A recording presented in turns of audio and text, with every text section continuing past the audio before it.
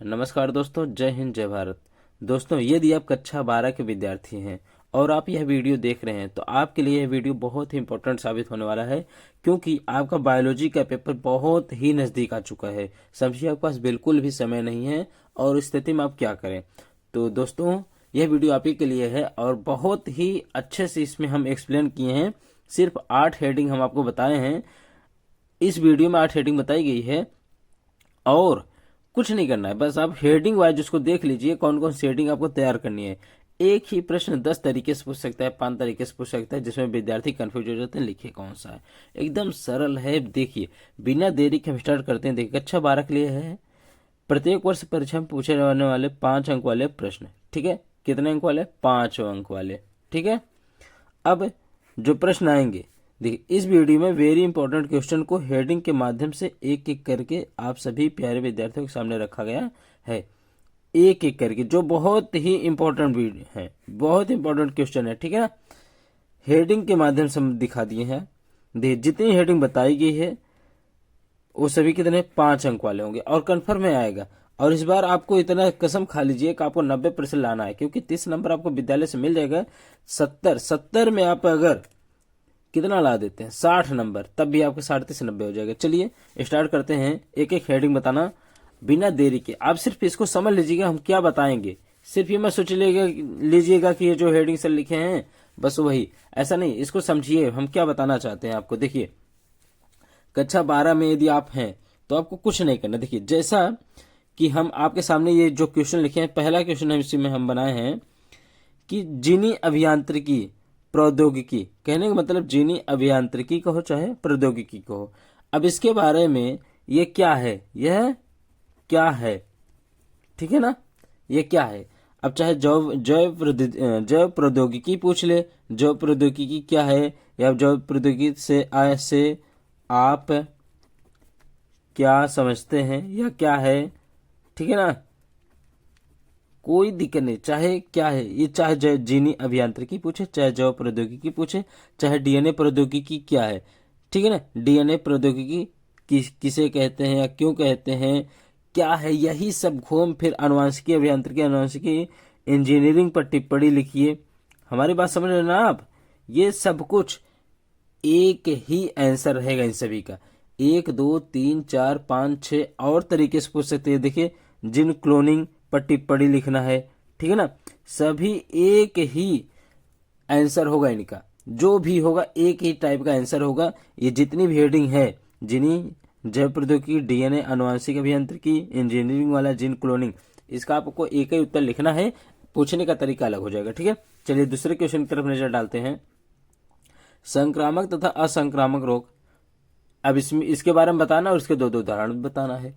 अब चाहे ऐसे पूछ लो, निमोनिया एवं टाइफाइड पर टिप्पणी लिखिए। देखिए, संक्रामक या तथा असंक्रामक होते किससे हैं, किस कारण से होते हैं, या उनसे जो रोग होता है उसके बारे में लिखना है। आप उसमें चर्चा खुद करेंगे, संक्रामक असंक्रामक का।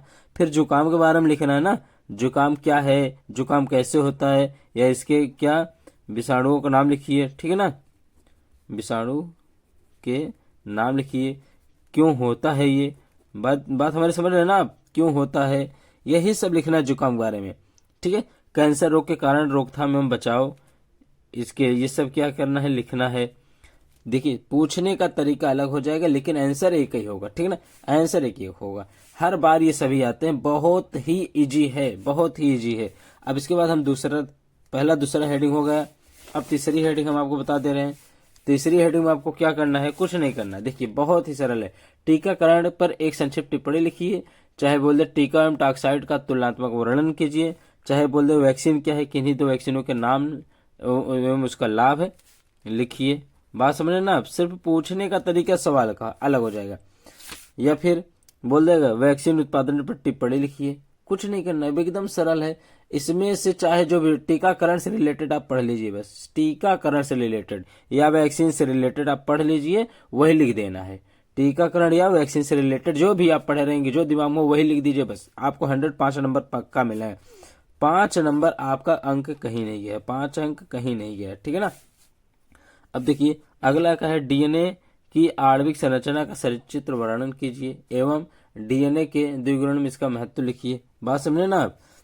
देखिए डीएनए से रिलेटेड आप पढ़ लीजिएगा, कोई दिक्कत नहीं। डीएनए और क्रिक मॉडल या न्यूक्लिक अम्ल की परिभाषा, ठीक है ना, डीएनए एवं न्यूक्लिक अम्ल की परिभाषा, यही आपको पढ़ना और कुछ नहीं करना है। एकदम सरल है, एकदम सरल है, बस पढ़ लीजिए, बस एकदम झकझोर दीजिएगा लिखते समय, घुमा फिरा के मस्त एकदम लिखिएगा, बस कोई दिक्कत नहीं, डरने वाली कोई बात नहीं है, ठीक है। अब अगला है 5वां, लिंग संलग्न वंशागत क्या है, इसके लक्षण तथा रेखा चित्र के माध्यम से उसको समझाना लिखना है।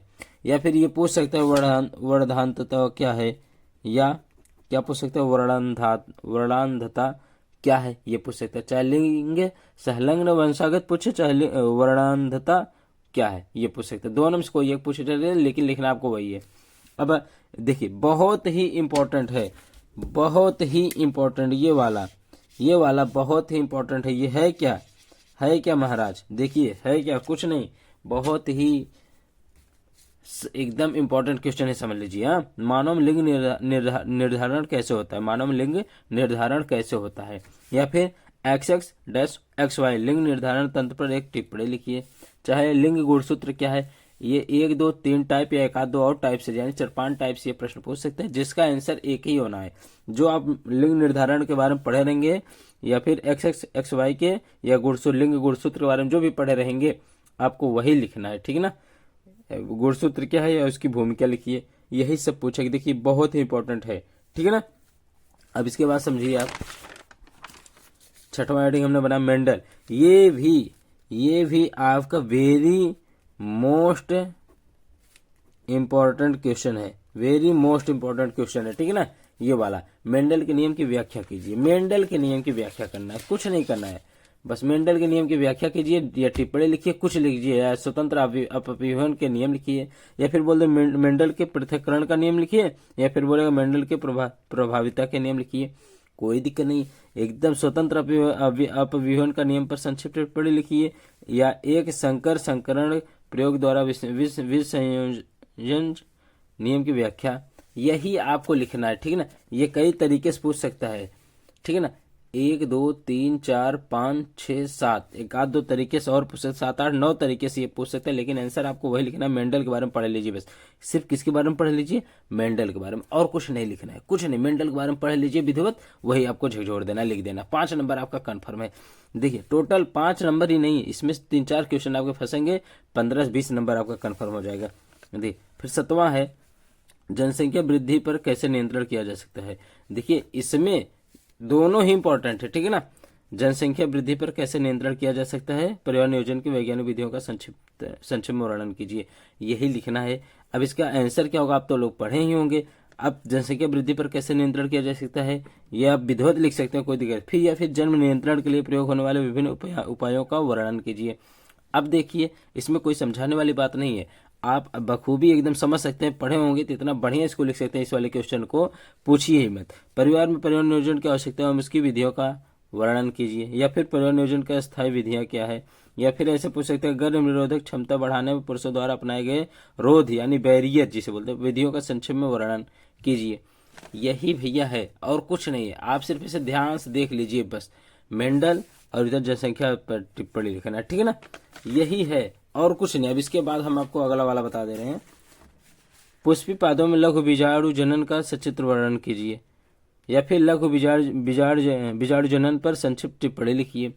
लघु बीजाणु जनन पर संक्षिप्त टिप्पणी लिखिए, यह लघु बीजाणु के बारे में पढ़ लेना, लघु बीजाणु जनन के बारे में पढ़ लेना, बस वही आपको लिख देना, कोई दिक्कत नहीं। या फिर एक क्रियात्मक में लघु बीजाणु मातृकोश से परागणों का विकास कैसे होता है चीजिए वही। जब इसको आप पढ़ेंगे ये हेडिंग तो सिम सब आता है, बस आप कंफ्यूज मत होइएगा, लिखना है जहां लघु बीजाणु जनन पर या फिर विकास की बात करें परागणों की, तो आपको वही आंसर लिख देना। भैया इस वीडियो के माध्यम से आप बहुत ही अच्छा नंबर उठा सकते हैं, बहुत ही अच्छा नंबर, ठीक है। इसमें एकदम इम्पोर्टेंट क्वेश्चन आपको बताए गए हैं कौन कौन से आ सकते हैं, ठीक है ना।